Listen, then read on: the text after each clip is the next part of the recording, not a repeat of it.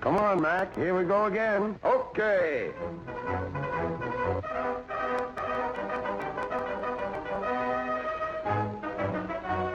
Hiya, gal.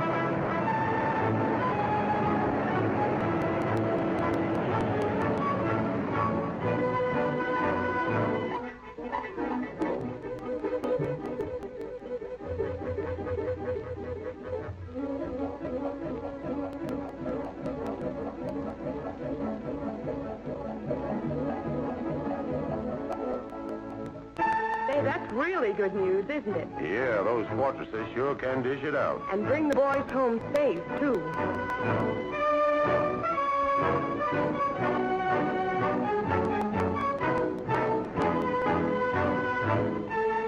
When news of a successful raid by the flying fortresses comes in, these are the people who get the biggest thrill, the thousands of Boeing workers who build them. They are the makers of flight.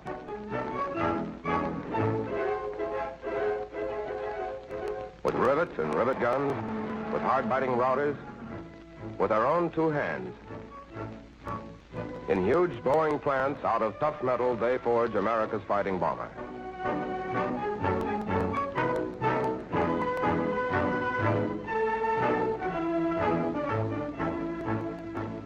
The Army Air Forces take over. And from the field, she takes off to join the fighting forces.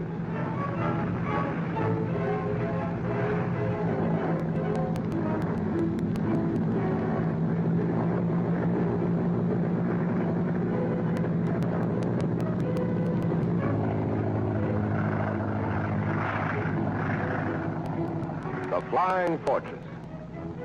Where did it all start? How did America have this plane ready when war came?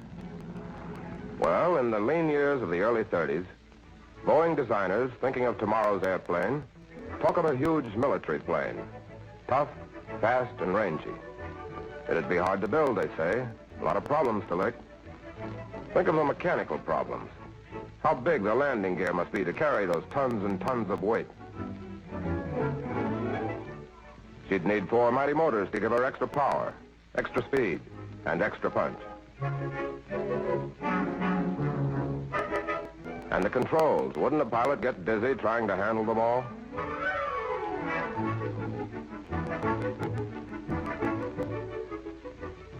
It looked as if the plane would always remain a dream. But in 1934, when the Army Air Corps asked for new bomber designs, the Boeing men went to work in earnest. They figure her size and weight anew. She'll cost a lot to build, and there's a depression on. Shall they tackle a brand new field, cut loose from the past? Shall they build tomorrow's plane today?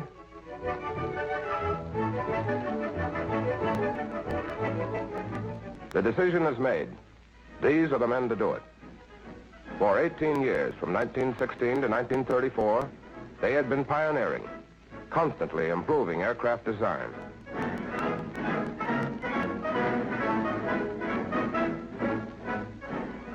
They built America's first low-wing monoplane transport, the famous monomail. The United States Army's first all-metal two-engine bomber, the B-9. and the first modern type commercial transport, the 247. Here was the plane of tomorrow, the fortress that is to come. And the plane of the future has to be translated to the details of the big plane itself. This wing truss design must be light, yet strong enough to carry the load of 4 huge motors and the plane itself. And every thought the pilot has must be made to flow along a network of controls. But the job was done, and in July 1935, she took off.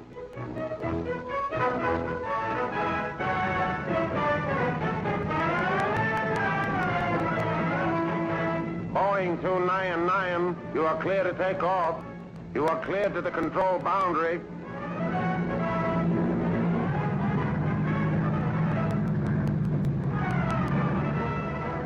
She flew non-stop to Dayton for her Army tests, breaking all speed records. Designed to be the guardian of a hemisphere, she had a greater cruising range than any bomber ever built. This 1934 plane forecast today's great fortresses of the sky, which carry ever larger loads of bombs and bristle with guns.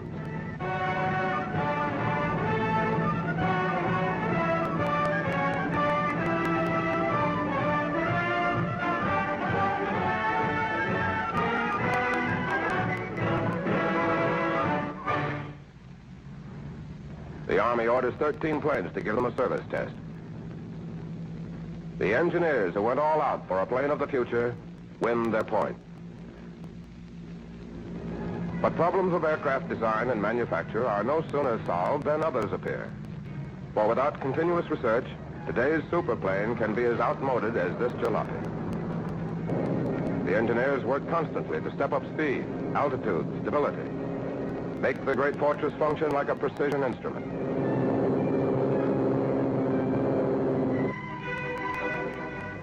Then make a scale model of the big plane and mount it in the throat of a wind tunnel. There, in a man-made gale, they duplicate real flight conditions.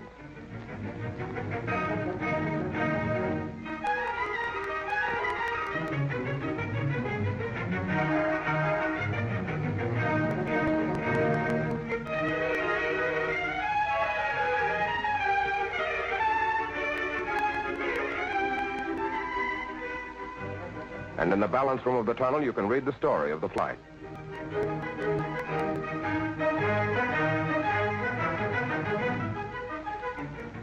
To study performance of a new wing, the engineers will watch these tufts of yarn as they react to the airflow.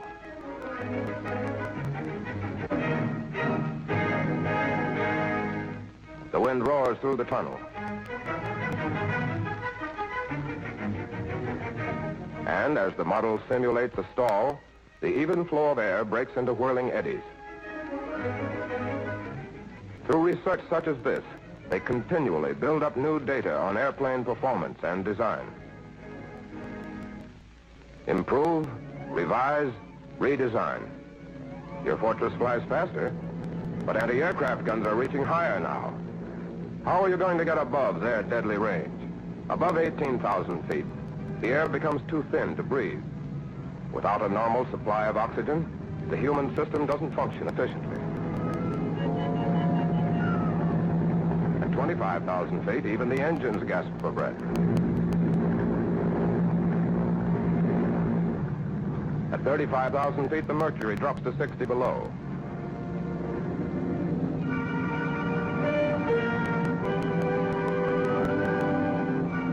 Oil freezes and lubricated controls won't work freely.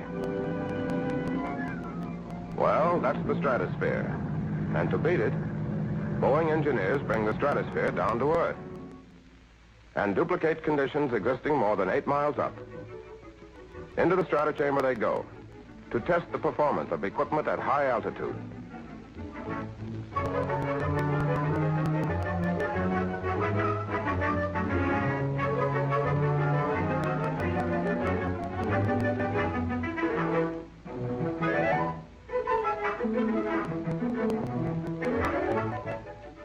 They read the story of the tests on a battery of pressure gauges.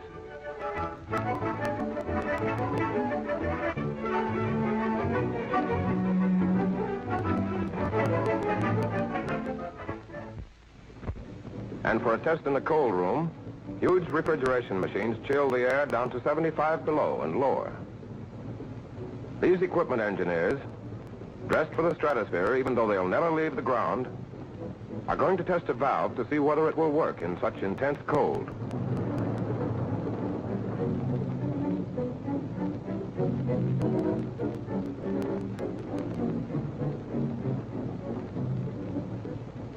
No, it won't work.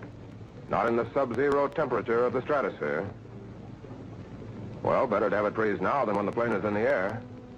But it means figuring and testing and tinkering until they find controls that will always work.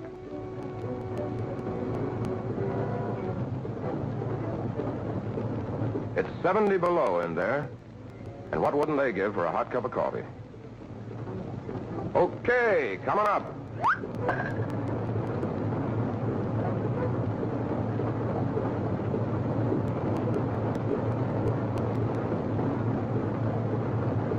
Uh-oh, too late.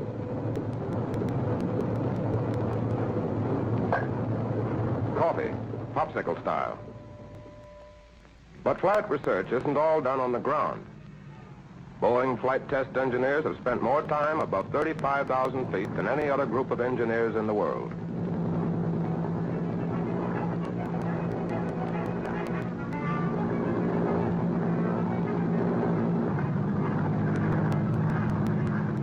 They scrape the stratosphere, getting the answers that make the Flying Fortress a better combat plane.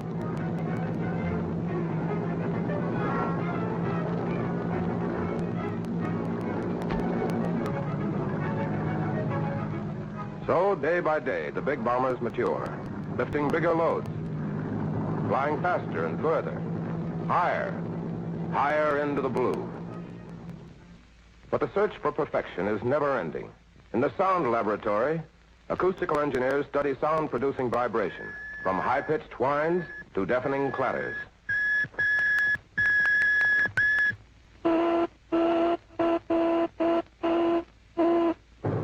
And with this knowledge, they go to work on the plane itself, quelling engine noise, cutting out other causes of sound.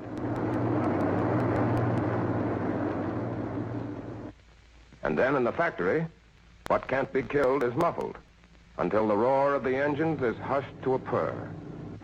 The big bomber is as quiet as the average streamlined train. And what did these 6 years of pre-war research mean to a world that was still at peace? Well, out of research such as this, commercial as well as military, comes the big boring Clipper, the ship that established transoceanic plane service on a commercially practical basis. And the Boeing Stratoliner, the world's first high-altitude, completely pressurized commercial airplane.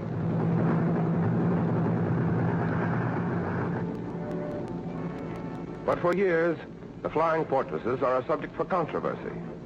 They're expensive for a peacetime budget, and they have never been tested in combat.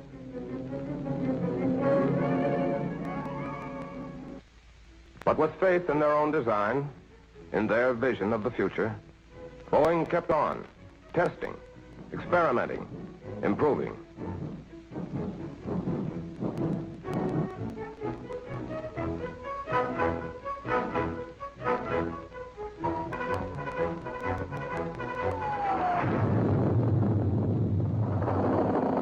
America is attacked.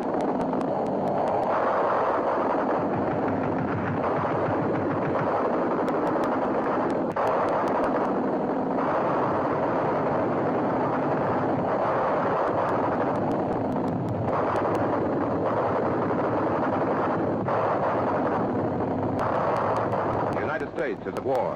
What mighty weapon have we got? What warbirds have we hatched? The Army's Flying Fortresses are ready. They take to the air laden with steel for enemy targets. Speed, altitude, precision gunfire are all at their command. Striking in broad daylight, they become the plane best able to get to the target, hit the target, and get back again.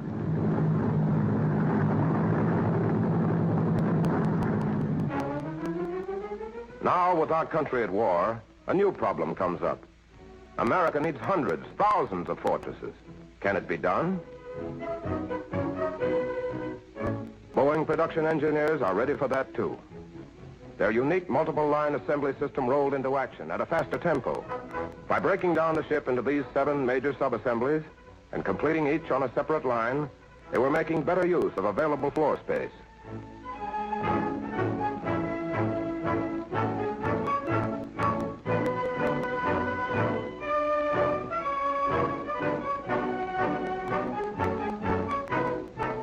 Prefabrication on a massive scale.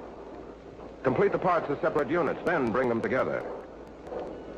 The system turned out more production per square foot than any other aircraft factory.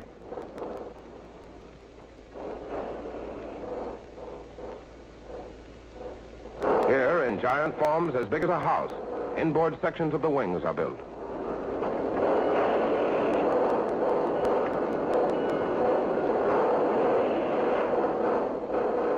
Then, after the engines have been mounted and controls installed, the wings join the fuselage.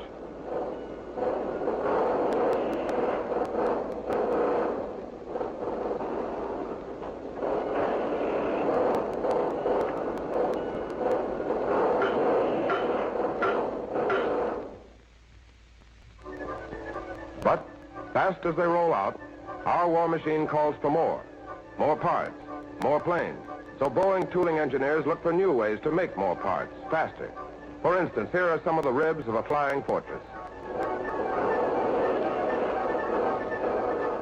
The old way of making these parts was too slow. They invent an octopus monster to bite into metal, turn out those ribs 45 times faster.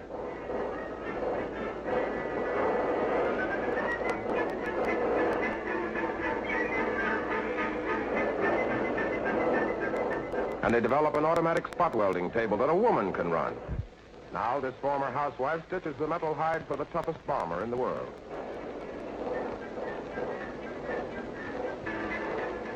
But skeleton and skin are not enough. To complete these giant fighting bombers, nerves are needed.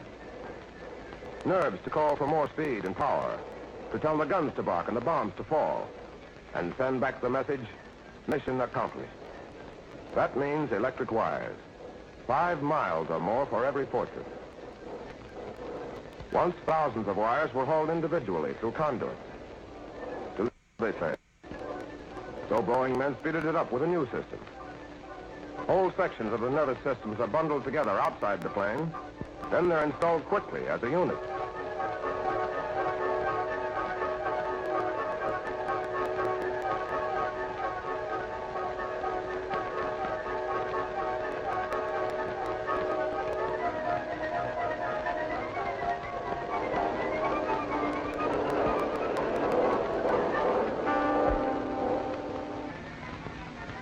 All through the plant, the tempo quickens.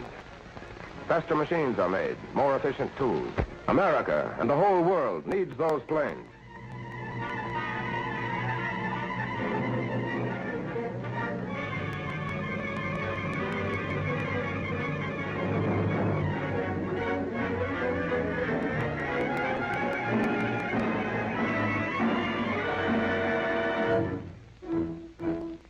The call for better, faster production methods goes out.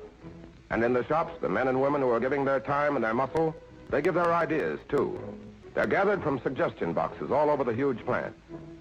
They pour them in. One man develops a new grommet punch, and thanks to him, Boeing fortresses are built faster. And somebody thought of a way to number parts as they're cut. This little gadget saves untold hours. And in growing numbers, women are taking over in the plants, replacing men who have gone off to war. These women used to drive the family car. Now they're driving Hitler. Crazy. And obeying all the rules of safety, too.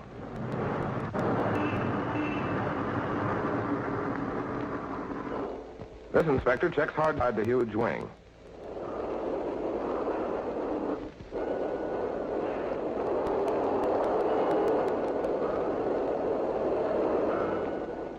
Uh-oh.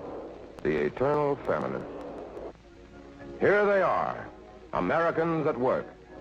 Housewives and farmers, mechanics and teachers, all races and all creeds, young and old alike.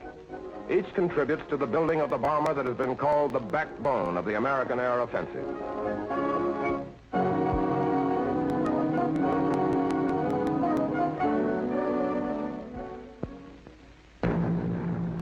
They're sending out a steady flow of fortresses.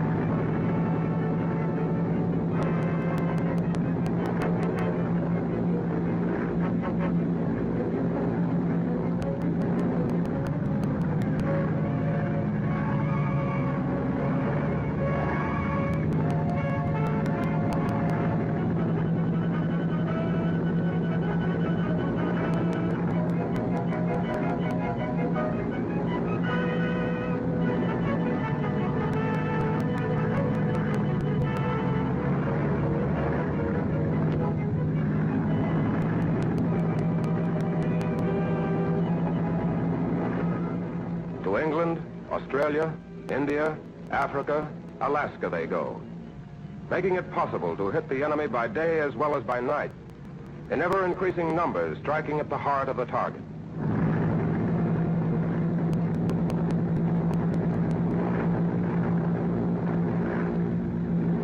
The bomb bay doors open.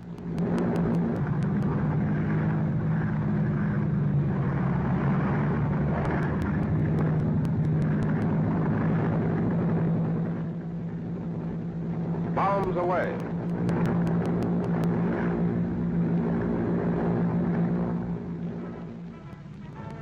While the mighty fortresses of the sky strike the enemy again and again, Boeing's engineering staff, one of the largest ever assembled by a single industrial concern, is building still better weapons for war. Secret weapons. And what of peace? Out of Boeing research in hydraulics and structures, aerodynamics and acoustics, refrigeration, metallurgy, may come new methods for making new things for the years to come. But today, first and most important, Boeing builds for victory.